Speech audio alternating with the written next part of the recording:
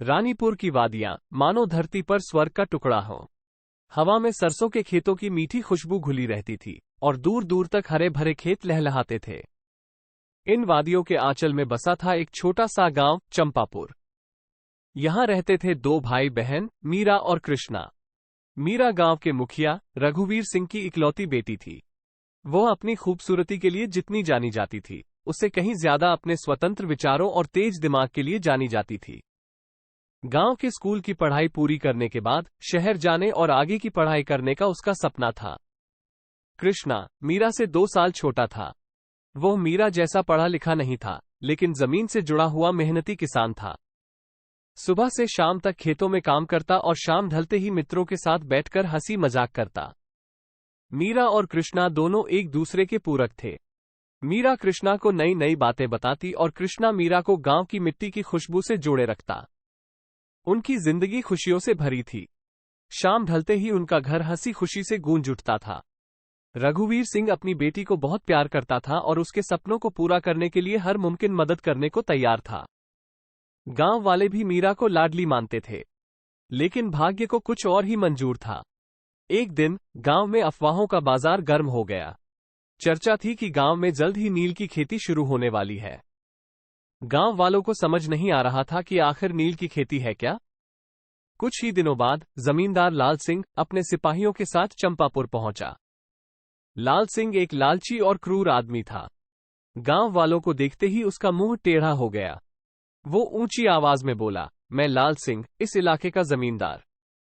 अब से तुम लोग अपनी जमीनों पर नील की खेती करोगे। गांव वालों में खलबली मच गई। उन्होंने लाल सिंह से पूछा कि नील की खेती क्या होती है। लाल सिंह ने जवाब दिया, नील एक ऐसा पौधा है जिससे नील का रंग निकाला जाता है। ये रंग विदेशों में बहुत महंगा बिकता है। तुम लोग मेरी जमीन पर नील की खेती करोगे और मैं तुम्हें अच्छा मुनाफा दूंगा। गांव के कुछ लोगों को लाल सिंह की बातों में आने का मन हुआ, लेकिन मीरा के पिता रघुवीर सिंह ने विरोध किया। वे बोले, हम अपनी उपजाऊ जमीन पर नील की खेती नहीं कर सकते। इससे हमारी फसलें चौपट हो जाएंगी। हम कैसे अपना गुजारा चलाएंगे। लाल सिंह ने रघुवीर सिंह की बातों को अनसुना कर दिया और आदेश दिया कि सभी ग्रामीण अगले हफ्ते से नील की खेती शुरू कर दें। गांव में मायूसी का माहौल छा गया। रात को मीरा और कृष्णा अपने पिता के साथ बैठे हुए थे। रघुवीर सिंह चिंता में डूबे हुए थे। मीरा ने पूछा, पिताजी, यह नील की खेती आखिर है क्या, और इससे हमारी जमीन को क्या नुकसान होगा। रघुवीर सिंह ने बताया, मीरा, नील की खेती के लिए बहुत ज्यादा पानी की जरूरत होती है।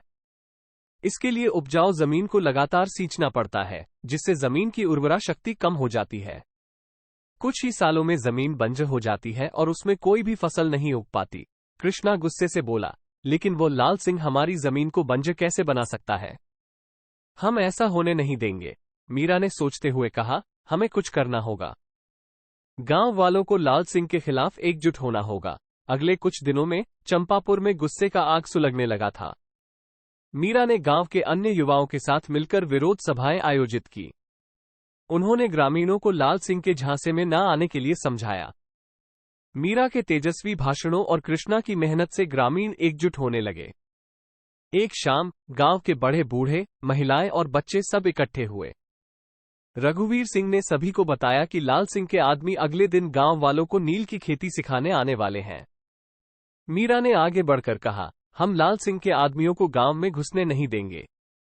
हम शांतिपूर्ण विरोध प्रदर्शन करेंगे। गांव वालों ने मीरा का समर्थन किया। अगले दिन लाल सिंह के सिपाही गांव में दाखिल हुए तो उन्हें चौराहे पर ही मीरा और ग्रामीणों का विरोध प्रदर्शन झेलना पड़ा।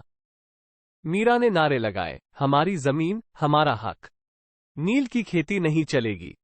गांव वालों का जोश देखकर लाल सिंह के सिपाही घबरा गए। उन्होंने लाल सिंह को सूचना दी। गुस्से में तिलमिलाते हुए लाल सिंह खुद गांव आया।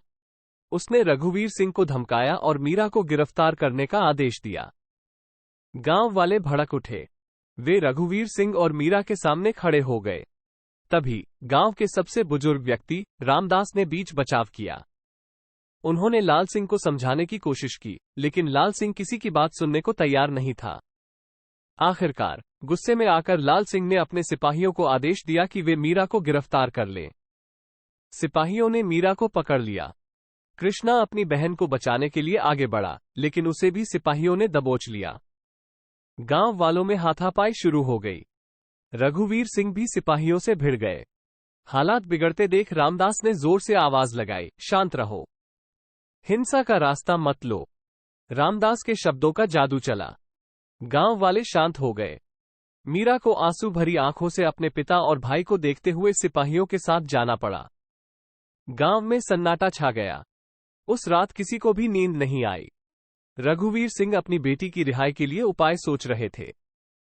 कृष्णा को भी अगले दिन ही छोड़ दिया गया, लेकिन मीरा को जेल में ही रखा गया। लाल सिंह ने मीरा पर सरकारी आदेशों की अवहेलना करने का आरोप लगाया था। रघुवीर सिंह गांव के कुछ लोगों के साथ शहर गए। वहां उन्होंने एक ईमानदार वकील वीरेंद्र सिंह से मुलाकात की। वीरेंद्र सिंह ने रघुवीर सिंह की पूरी कहानी सुनी और मीरा के विरोध को जायज बताया। उन्होंने रघुवीर सिंह को भरोसा दिलाया कि वे मीरा को जेल से छुड़ाने में उनकी पूरी मदद करेंगे। वीरेंद्र सिंह ने मीरा के मामले की जिरह शुरू की। उन्होंने लाल सिंह के झूठे आरोपों को कमजोर किया और अदालत को बताया कि नील की खेती से गांव की जमीन बंजर हो जाएगी। इसके अलावा उन्होंने ये भी बताया कि लाल सिंह गांव वालों को उचित मुआवजा नहीं दे रहा है। वीरेंद्र सिंह की दमदार दलीलों और ग्रामीणों के समर्थन से अदालत प्रभावित हुई। कई महीनों की सुनवाई के बाद आखिरकार अदालत ने मीरा को रिहा करने का आदेश दिया। मीरा जेल से बाहर आई तो उसे गांव पहले जैसा नहीं लगा। खेतों में लहलहाती फसलें गायब हो चुकी थीं। उनकी जगह नील के नीले पौधे लहरा रहे थे। गांव में भुखमरी का साया मंडरा रहा था। लाल सिंह ने जबरदस्ती नील की खेती करवाई थी, जिससे जमीन की उर्वरा शक्ति कम हो गई थी। ये देखकर मीरा का दिल टूट गया।